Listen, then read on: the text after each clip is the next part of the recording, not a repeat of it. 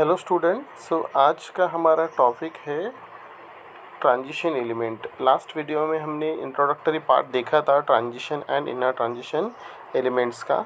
तो आज हम देखेंगे डिटेल में यहाँ पे what are D block elements and what are the different types of D block elements. सबसे पहले what are D block elements? The element which have incompletely filled d orbital are called as a d block element। Okay, यहाँ पे कुछ example हमने लिए हैं जैसे कि जिंक और कॉपर के। तो यहाँ पे देखा जाए तो कॉपर जो है, what is the electronic configuration of copper? We know that the expected and actual electronic configuration of the copper is different. So here copper has electronic configuration that is 3d10 and 4s1। 3d10 4s1 ये copper का electronic configuration है यहाँ पे। And in +2 oxidation state what is the electronic configuration? 3d9 and 4s0। okay, so copper can be a d block element because in its oxidation state it has 9 electron in a d orbital, that is it has incomplete d orbital. That's why copper is considered as a d block element. If you look at the zinc, तो अगर हम zinc की बात करते हैं तो what is the electronic configuration of zinc? 3d10 4s2। okay, and what is the electronic configuration in +2 oxidation state? That is 3d10 and 4s0. That means the d orbital is completely filled.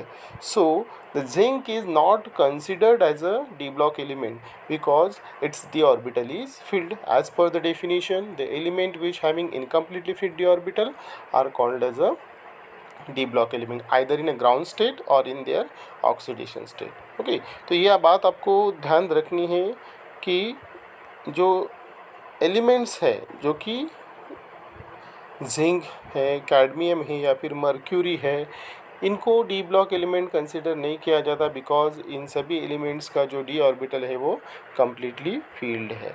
So there are 4 different types of D series, that is 3D series, 3D series, 4D series, 5D series and 6D series.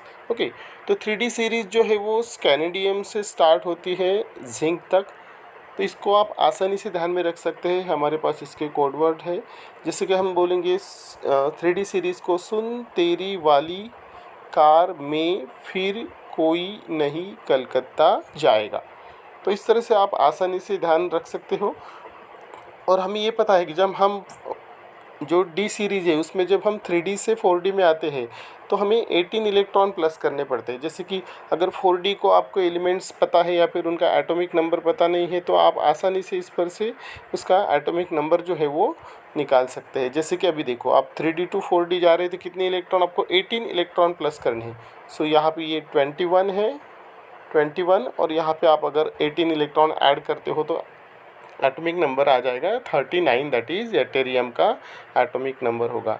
और किस तरह से ये हम याद रखेंगे?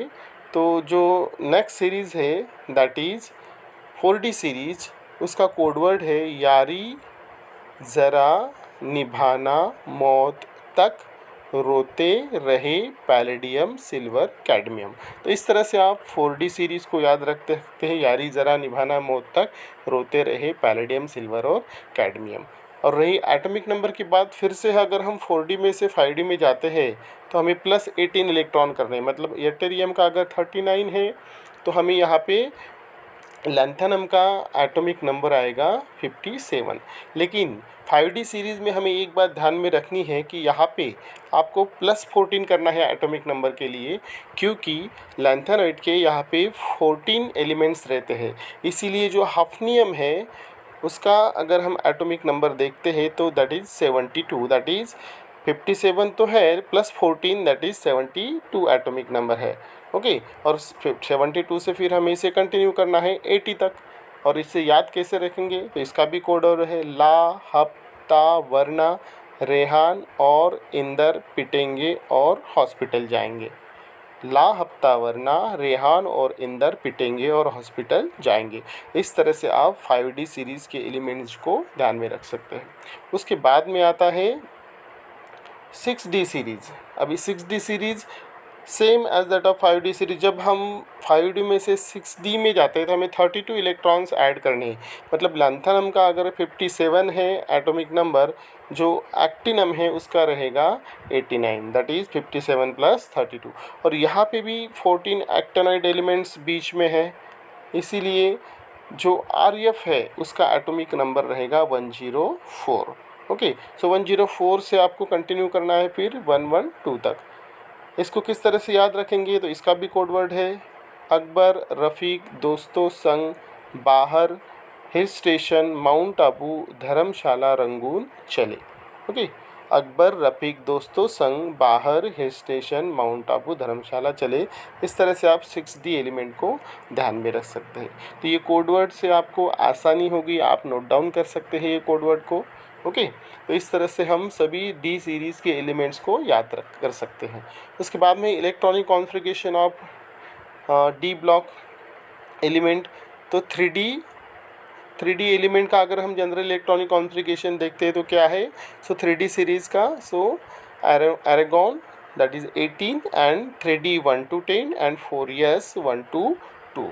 This is a general electronic configuration of the 3D series. अभी 4D की अगर बात करते हैं तो नियरेस्ट नोबल गैस कौन सा है 4D में, तो क्रिप्टॉन है। और कौन सा डी ऑर्बिटल इन्वॉल्व है यहाँ पे, तो 4D and 5s। So D 4D 1 to 10 and 5s 1 to 2। Similarly, for 5D, the nearest noble gas is xenon, that is Xc. 5D orbital involved here, that's why 5D 1 to 10 and 6s 1 to 2। So these are the general electronic configuration of 3D 4D and 5D series. अगर 3D series हम देखते हैं तो generally हमारे लिए बहुत important है, इसके ऊपर बहुत क्वेश्चन रहते हैं 3D सीरीज़ के ऊपर। तो 3D सीरीज़ में एक्सेप्शन है, एक तो क्रोमियम है और दूसरा कॉपर है, क्योंकि क्रोमियम और कॉपर दोनों का जो इलेक्ट्रॉनिक कॉन्फ़िगरेशन, जो ऑब्जर्व्ड इलेक्ट्रॉनिक कॉन्फ़िगरेशन और एक्सपेक्टेड, वो दोनों डिफरेंट है due to the half filled in a orbital d orbital. For the stability purpose, the electronic configuration of chromium is 3d5 4s1, and similarly for copper is 3d10 and 4s1. Okay, so this is all about the 4D series and their general electronic configuration. In next video we will discuss the detailed electronic configuration along with the code words. Okay, तो आपको समझ में आया होगा, कोई difficulty है तो आप मुझे कमेंट में डाल सकते हैं। So thank you.